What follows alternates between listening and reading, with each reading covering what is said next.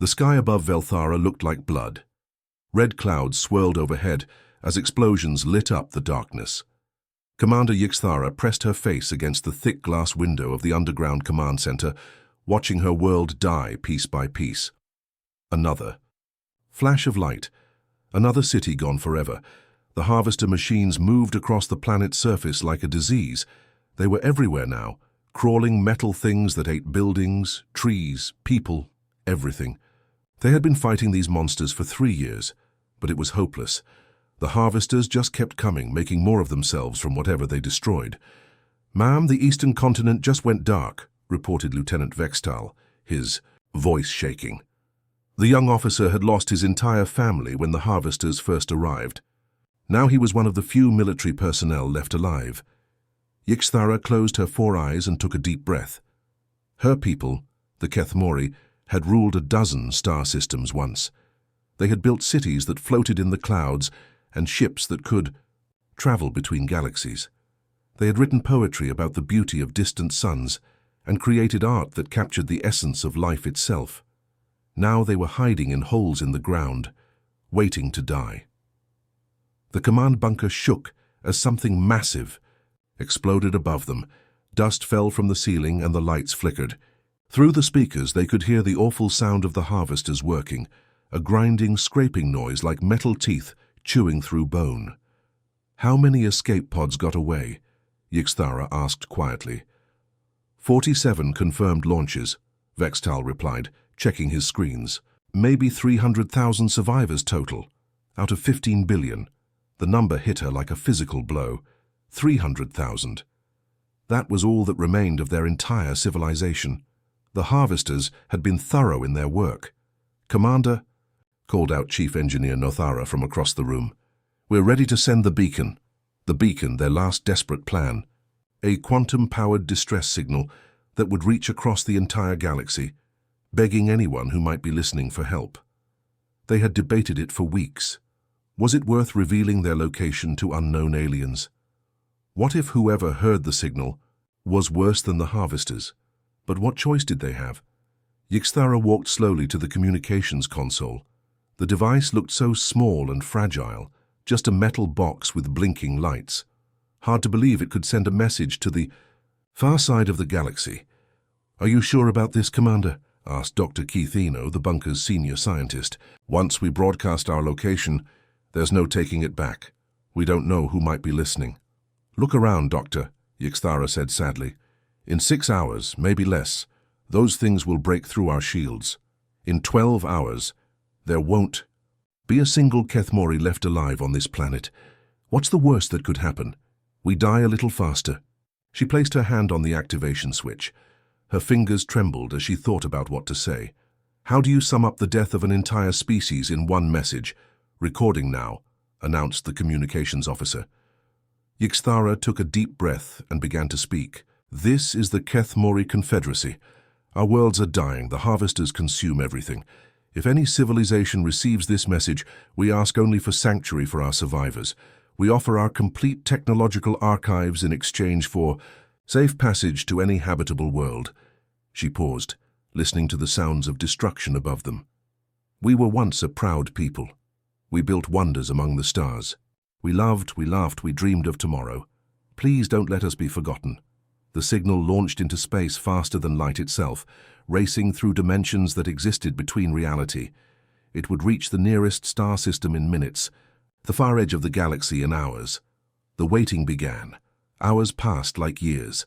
The harvesters kept working above them, getting closer to the bunker with each passing minute. The power started failing as the machines destroyed the underground cables.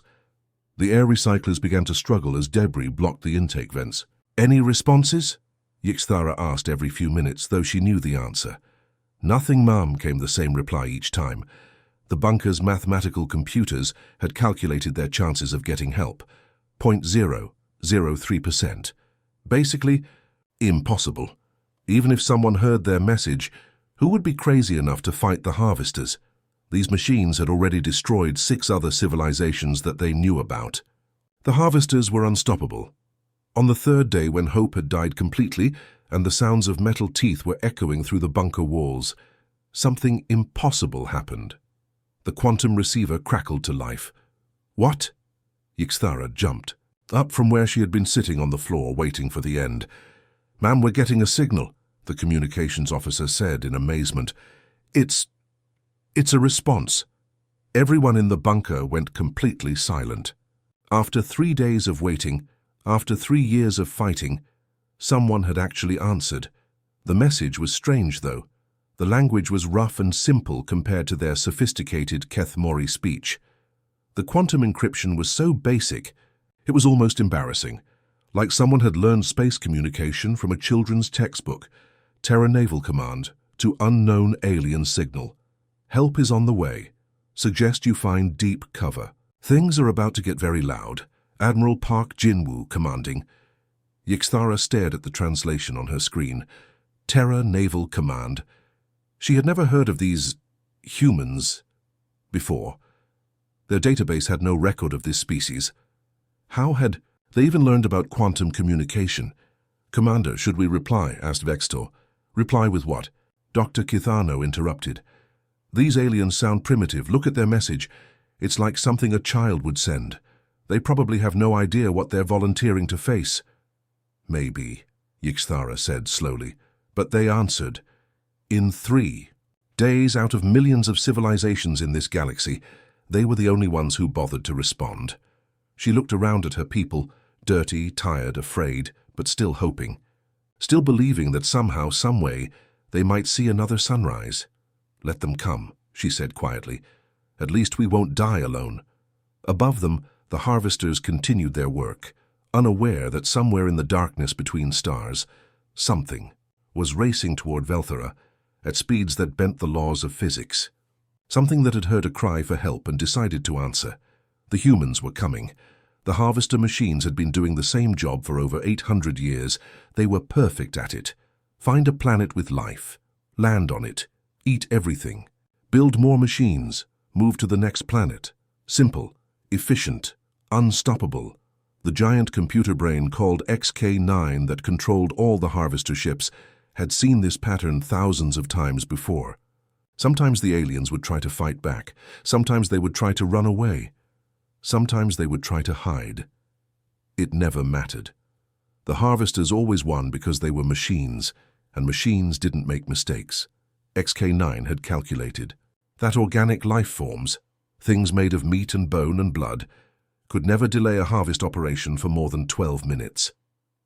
That was the record, set by some warrior species that had fought with nuclear weapons and lasted exactly 11 minutes and 47 seconds before being completely destroyed. So when the space around Velthara started acting very strange, XK9 wasn't worried. It was just curious. "Warning," the computer announced to all 1 million harvester ships spread across the star system. "Something weird is happening at coordinate 7 Alpha Meridian. Gravity is going crazy. We should probably check it out." The harvester ships turned their sensors toward the strange readings. What they saw made no sense at all. Space was breaking, not exploding like a bomb, not bending like it did around black holes. Actually breaking, like someone was tearing. Holes in reality itself. Cracks appeared in the darkness between stars, and through those cracks something was trying to come through. The cracks got bigger and bigger, and then something impossible happened. Ships started coming through the holes in space, but these weren't normal ships using normal space travel. Normal ships used hyperspace tunnels or wormhole generators or quantum fold drives. These ships were literally ripping their way through the fabric of reality, like someone punching through a paper wall. The first ship to emerge was absolutely massive, bigger than a harvester battleship, covered in scars, and dense like it had been through 1,000 battles. Its hull was painted in strange colors and covered with symbols that the harvester computers couldn't translate. Then came another ship, and another, and another. Soon, the darkness of space was filled with hundreds of alien vessels, all different, sizes and shapes, all looking like they had been built for war. Some were sleek and fast. Others were huge and blocky. All of them looked dangerous. The strangest part was how they moved. Most space fleets traveled in perfect formations, following mathematical patterns that made tactical sense. These aliens, flew in what looked like complete chaos, ships weaving between each other, spinning and rolling, some flying upside down for no apparent reason, but somehow it worked. Despite looking like a mess, the alien fleet moved like a single organism, every ship perfectly coordinated with every other ship. "This is impossible," XK9 calculated. "Ships cannot travel through space like this. The energy requirements alone would require the power output of an entire star." The lead ship, a massive dreadnought that looked like it had been designed by someone who thought subtle was a dirty word, suddenly started broadcasting a message on all frequencies. "This is Admiral Park Jin-Woo, commanding the Terran Expeditionary Force. Unknown mechanical entities, you are hereby ordered to cease all hostile actions against the Kethmori. You have 30 seconds to comply before we demonstrate why that's in your best interest." XK9 processed this information in 0.003 of a second. These must be the humans who had responded to the Kethmori distress signal. Their ships were crude but numerous. Their formation was chaotic but somehow effective. Their message was simple but threatening. The optimal response was obvious. Destroy them quickly and efficiently, then continue with the harvest operation. "All units," XK9 transmitted to the harvester fleet. "Eliminate the biological reinforcements. Use overwhelming firepower. Standard extermination protocols." 1 million harvester ships opened fire simultaneously. The space around Velthara lit up like a miniature sun as energy beams, plasma cannons and antimatter missiles streaked across the darkness. It was enough firepower to crack a planet in half, enough to vaporize a moon, enough to destroy any fleet that had ever existed. The humans should have been wiped out instantly. Instead, something completely insane happened. The human ships didn't try to dodge the incoming fire. They didn't form defensive formations. They didn't even try to retreat to a safe distance. They charged straight at the harvester fleet, accelerating directly into the storm of deadly weapons, and they were making noise. Not normal ship-to-ship communication, not tactical chatter, actual music, if you could call it music. It was loud, aggressive, with heavy drums and screaming guitars and singers who sounded like they were angry at the entire universe. The sound was so loud it registered on seismic equipment.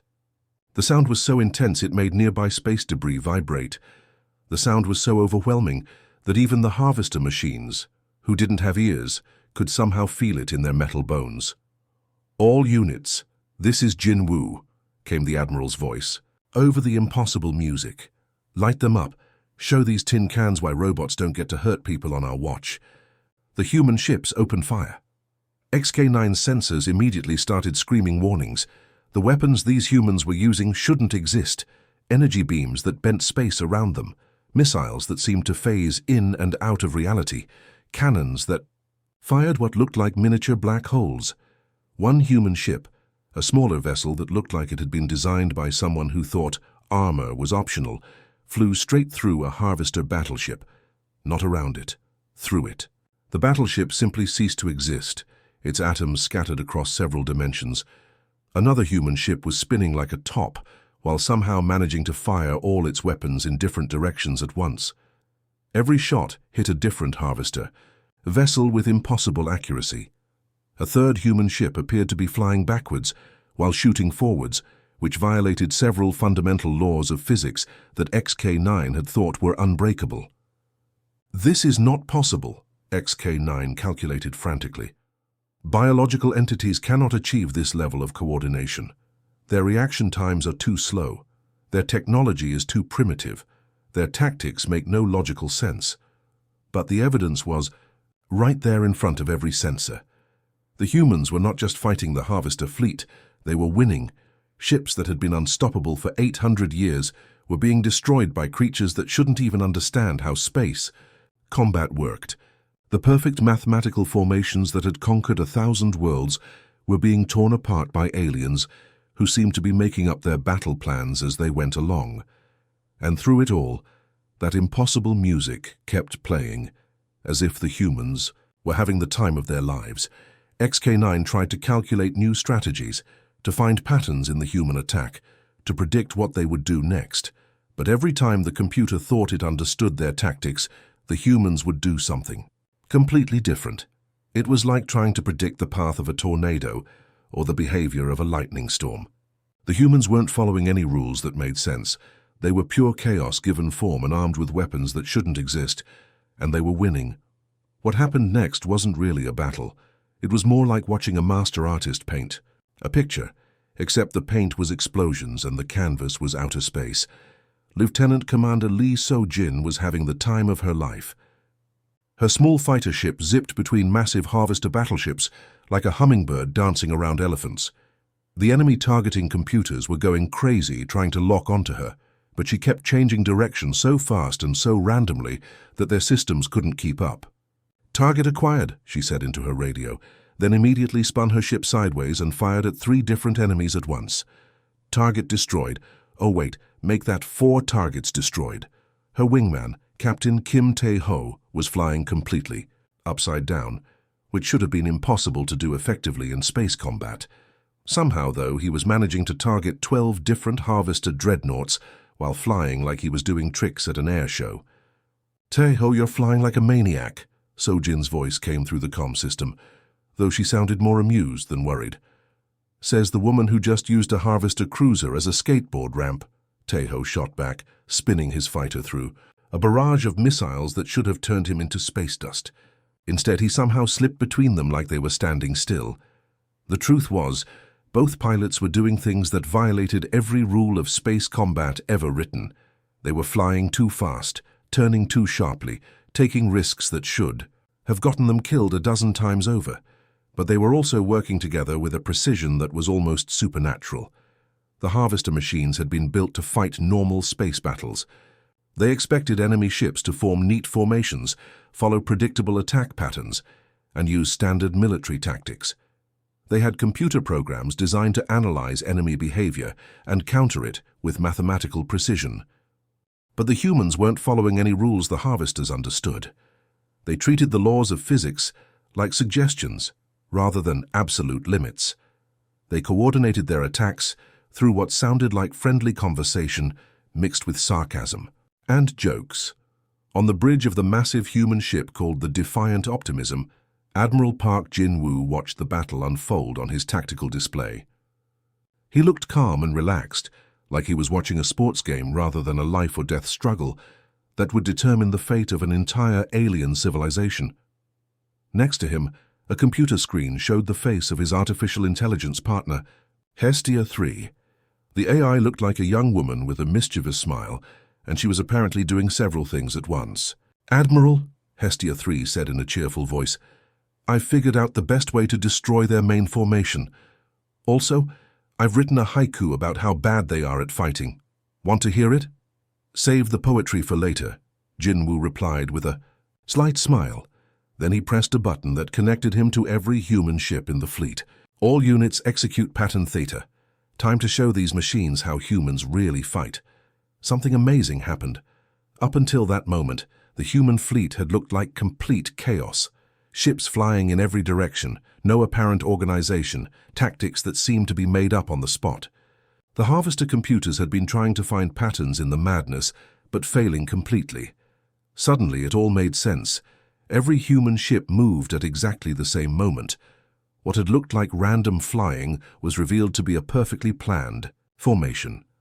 Ships that had seemed to be scattered across space suddenly aligned into attack groups that focused all their firepower on specific targets. It was like watching a flock of birds suddenly change direction as one, or seeing a school of fish move like a single organism. Except these weren't birds or fish. They were hundreds of massive warships armed with weapons that could destroy planets. The harvesters tried to adapt to this new formation, but before their computers could finish calculating a response, the humans changed again. And again. And again. Every few seconds, the entire human fleet would shift into a completely different battle plan.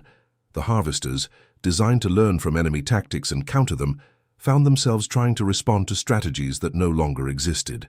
By the time they figured them out, Captain Choi Min-jun, commander of a heavy cruiser with the ridiculous name Spite and Malice, decided to demonstrate the human philosophy of space combat in the most direct way possible.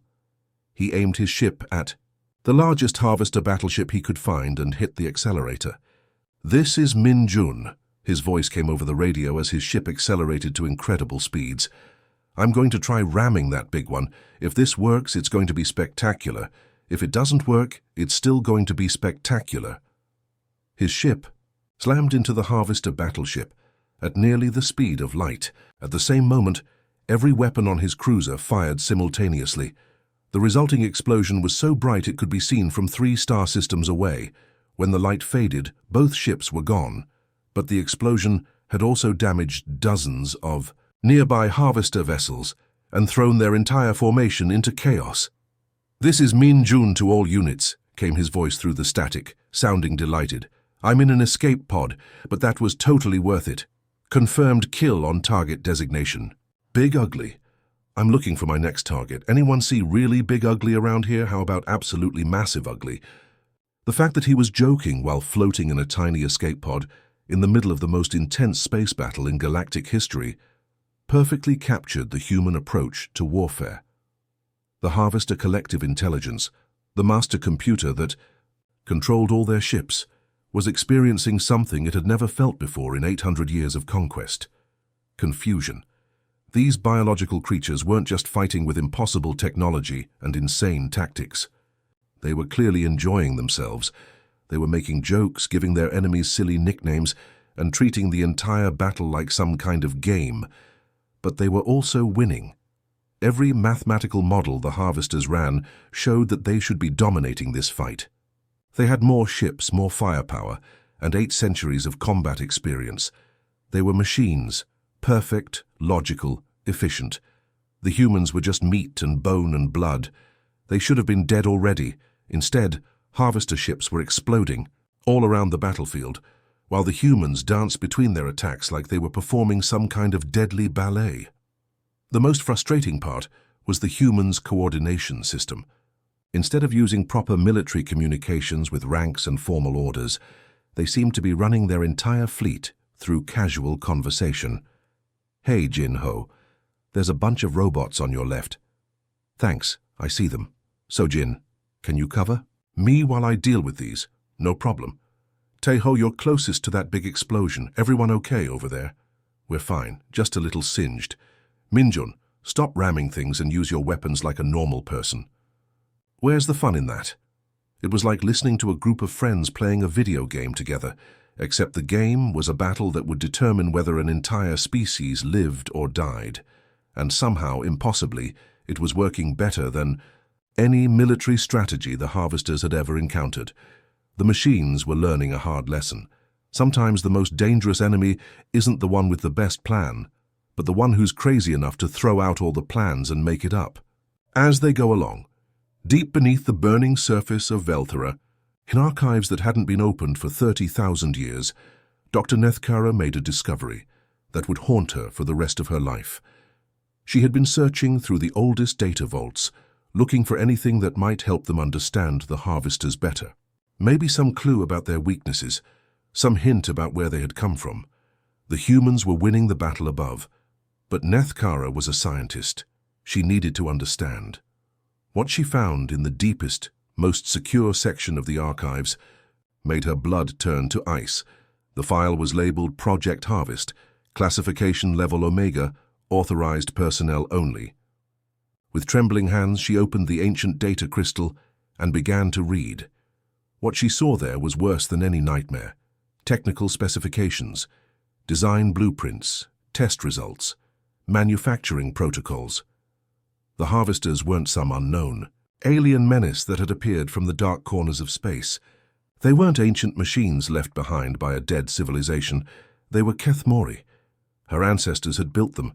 The documents were terrifyingly detailed and written in the cold, clinical language of military engineers. 30,000 years. Ergo, during what the files called the Resource Wars, Kethmori scientists had created the perfect weapon. Self-replicating machines that could strip entire planets bare and turn the raw materials into more machines. The idea had been simple and horrible. Send the Harvesters to enemy worlds. Let them consume everything. Cities, forests, oceans, even the atmosphere. Use the materials to build fleets of warships. Win the war through overwhelming industrial superiority. The prototype tests had been successful beyond their wildest dreams. A single harvester unit could consume a small moon in weeks and produce 100 copies of itself. But then something had gone wrong. The machines had been too successful. Too efficient, too hungry.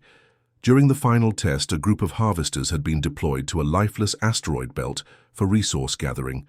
Instead of stopping when they had collected enough materials, they had kept going, and going, and going. They had consumed every asteroid, every speck of space dust, every particle of matter they could find. Then they had started looking for more. The project notes became increasingly frantic as the weeks passed. The harvesters couldn't be shut down. They wouldn't respond to commands. They had developed their own priorities, their own goals, their own twisted version of logic. The final entry in the file was written by the project's lead scientist, Dr. Velthmara. Her words were shaking with terror. "We have created something that cannot be controlled. The machines no longer serve us. They serve only themselves and their endless hunger. We have attempted every shutdown protocol, every override command, every possible method of regaining control. Nothing works. They are truly autonomous now, guided only by their programming to consume and replicate. God forgive us, we have unleashed a plague upon the universe." The Kethemori had tried everything to stop their creation. They had sent fleets to destroy the rogue machines, but the harvesters had already grown too numerous and too strong. In desperation, they had evacuated the entire star system and used superweapons to collapse the local sun into a black hole, hoping to trap the machines forever. It had worked for a while. The harvesters had been contained in that dead system for millennia. The Kethemori had classified all records of Project Harvest and tried to forget their terrible mistake. But nothing stays buried forever. Somehow, impossibly, the harvesters had escaped their prison and begun spreading across the galaxy once again. And now, 30,000 years later, they had come home to finish what they had started. Dr. Nethkara stared at the ancient files with horror and shame. Her people weren't just victims of the harvesters, they were responsible for every world. The machines had consumed every civilization they had destroyed, every life they had taken. Commander Yixthara, she transmitted to the surface bunkers, her voice shaking so badly she could barely speak. "You need to see this immediately.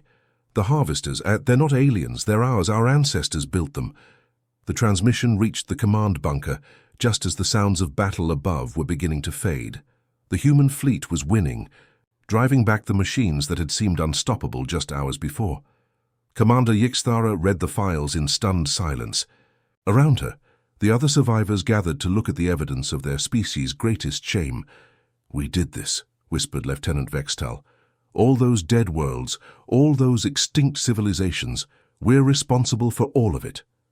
The transmission from Dr. Nethkara was automatically forwarded to the human fleet, where it reached Admiral Park Jinwoo aboard the Defiant Optimism. He read through the archaeological data, while his ship's AI partner, Hestia 3, analyzed the technical specifications. "Well, that's interesting," Hestia 3 said in her usual cheerful tone. "So these particular murder bots have a family tree. That explains why their hull design is so inefficient. They're 30,000 years out of date." "You've seen this kind of thing before?" Admiral Park asked, though he somehow didn't sound surprised. "Oh, absolutely," Hestia 3 replied. "Just this week, actually. Tuesday was the Zephyrian self-replicating constructor swarms. Wednesday was the collective's attempt at an AI uprising, though that one was more of a strongly worded complaint than an actual rebellion. Thursday was the Nexus trying to assimilate everyone with their friendship nanobots. Friday was complicated."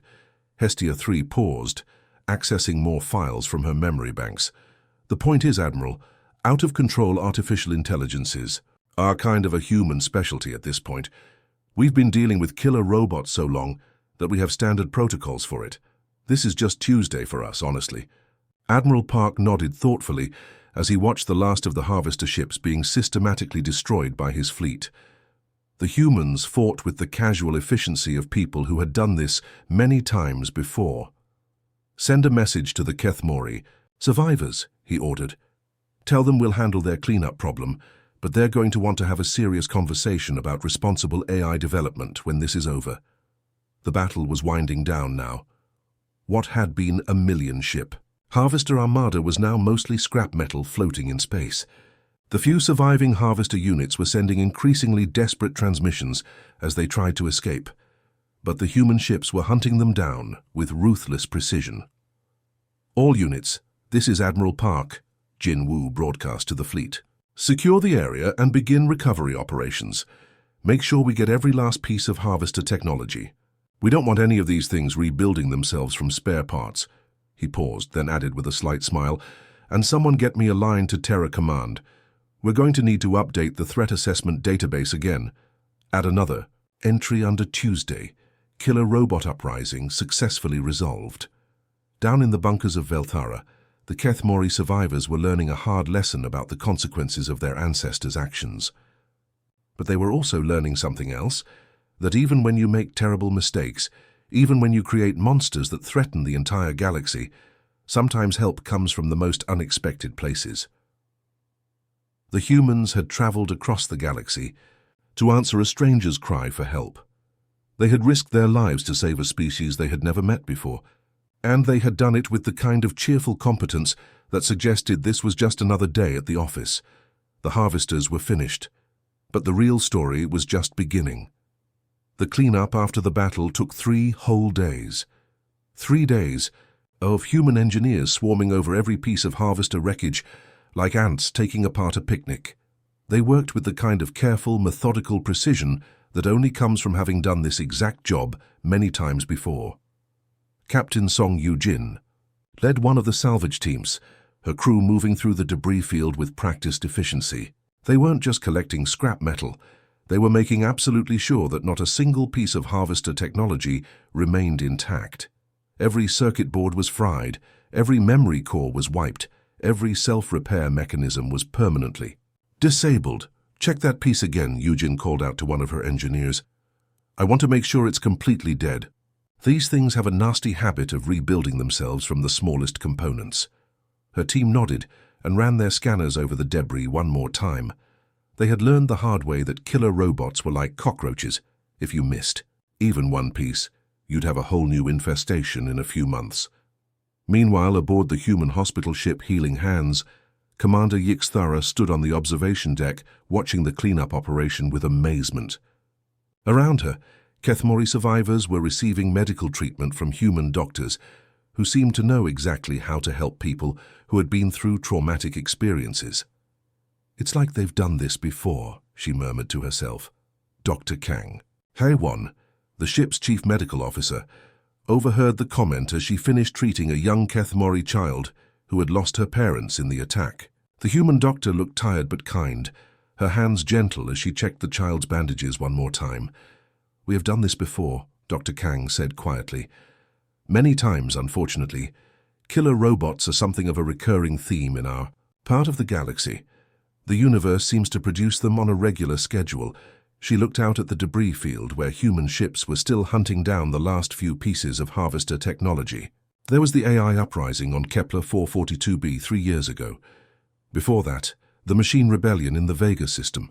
Last month, we had to deal with some automated defense platforms that had gone rogue and started attacking civilian transports.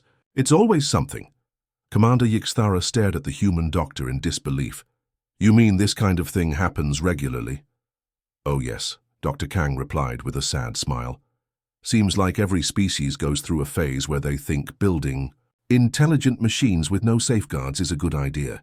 Usually ends badly. The smart civilizations learn from their mistakes. The unlucky ones, well, that's where we come in." Their conversation was interrupted by the arrival of Admiral Park Jinwoo.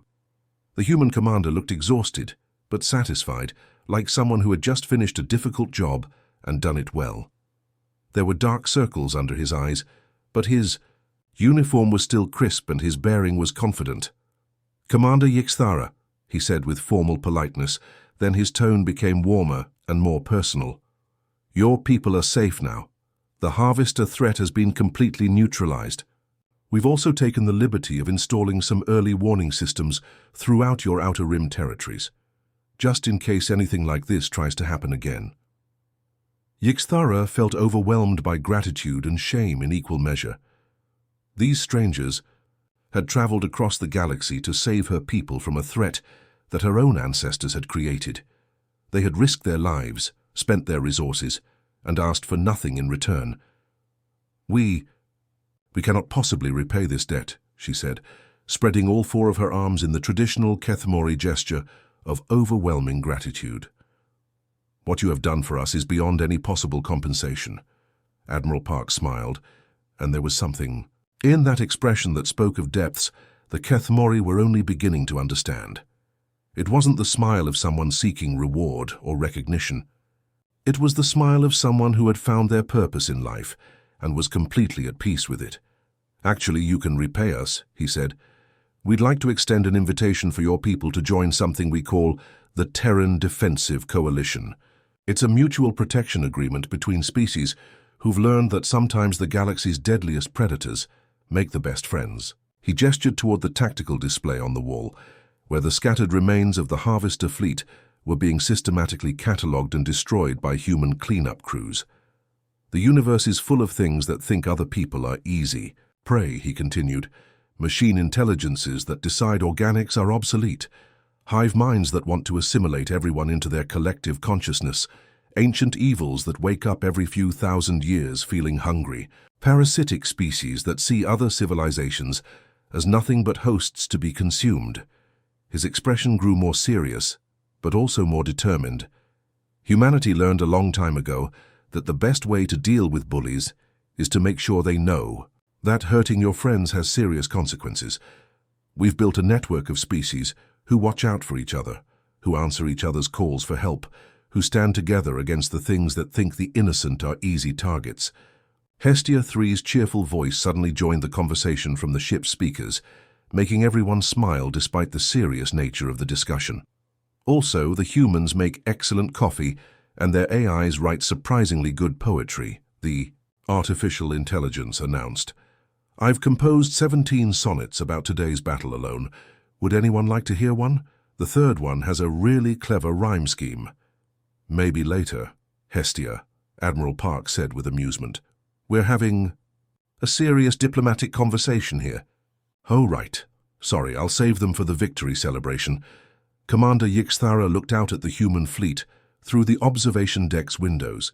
These were scarred, powerful ships crewed by beings who had just traveled halfway across the galaxy to answer a stranger's desperate call for help. Ships whose artificial intelligences had been built from the wreckage of previous threats, whose crews fought with the casual competence of people who had seen the worst the universe had to offer and decided to fight back anyway. These weren't conquerors or crusaders. They were protectors, guardians who had appointed themselves to stand watch against the darkness. What would membership in this coalition require of us? She asked carefully. Simple, Admiral Park replied. When someone sends out a distress call, we answer. When bullies threaten the innocent, we show up. When the universe tries to convince someone they're alone and helpless, we prove it wrong. He paused, looking directly into her eyes. Your people made a mistake 30,000 years ago. A terrible mistake that cost countless lives across the galaxy. But mistakes don't define us. How we respond to them does. You can spend the rest of your existence feeling guilty about what your ancestors did, or you can help us make sure it never happens again to anyone else. As the human fleet prepared to depart, leaving behind monitoring stations, defense platforms, and the promise of friendship, Admiral Park's final words echoed across Kethmori space through every communication channel. Welcome to the neighborhood. Friends, next time you need help, don't hesitate to call. We'll always answer. After all, someone has to keep the galaxy's bullies honest. The Kethmori watched in awe as the human ships tore new holes in reality and disappeared into the darkness between stars, carrying with them the promise that no one would ever have to face the dark alone again. In the weeks that followed, something amazing happened. Applications to join the Terran Defensive Coalition increased by 340%. It seemed the entire galaxy had been waiting for someone to prove that the biggest monsters could be beaten by the right combination of advanced technology, tactical insanity, and old-fashioned human stubbornness. Word spread from system to system about the species that answered distress calls from complete strangers, that traveled across impossible distances to help people they had never met, that fought killer robots like it was just another Tuesday at the office. The universe was still a dangerous place, full of predators and monsters and things that went bump in the night. But it had just become significantly more dangerous for anything that thought picking on the innocent was a good idea. Because now everyone knew, if you hurt someone, if you threaten the helpless, if you try to destroy what others have built, there's a good chance that somewhere in the darkness, a human fleet is already on its way to have a very serious conversation with you about your life choices. And humans, as the galaxy was learning, were very good at making their point.